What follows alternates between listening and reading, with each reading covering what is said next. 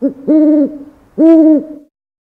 everyone, this is Kathy over at Chills on Chambers. So my last video I showed you how to build a DIY cage out of 2 plastic hampers. Here's the great thing. I am a big advocate for trying for creating as least amount of waste as you can when it comes to creating projects. So I am actually going ahead and out of one of the hamper tops, because I cut the tops off of both the hampers. Out of all the hampers, I made 2 cages so far. So with those, I made this lovely little thing, which I'm quite proud of. It's going to be, we had a tree fall on our house last year, part of our house. Our house was fine, it was just like on the outside awning, but it demolished our kids' swing set. So I have all these chains from these swings, and I'm going to take them and I'm going to wrap this part with chains, and I'm going to use it on my cages to make it look like the cages are, this is going to look like a hand crank for the cages. So while that's a great idea and I really like that, I don't need 2 of them. I only really need 1. And depending on how many more cages I make, I might need more, I don't know. But from those tops, I'm also decided I'm going to make smaller cages. But what I'm doing, you can see that, I am taking these small little craft sticks that I have that are probably about that big, and I'm gluing them together, and I'm taping them together, and then I'm attaching them to that top of the hamper top.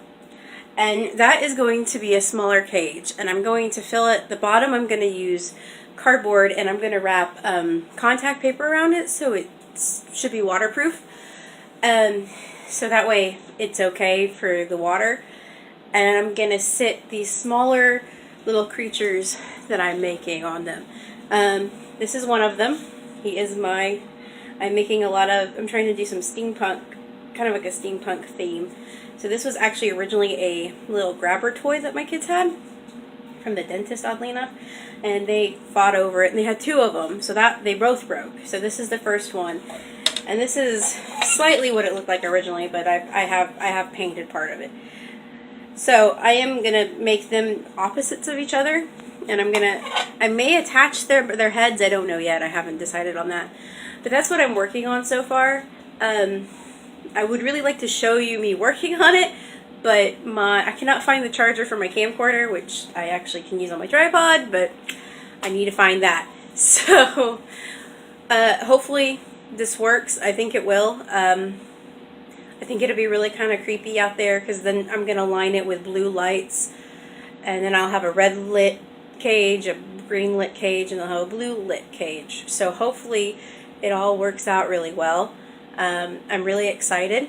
I finished my steampunk lantern holder guy skeleton, and I can show you that guy right now if you'd like.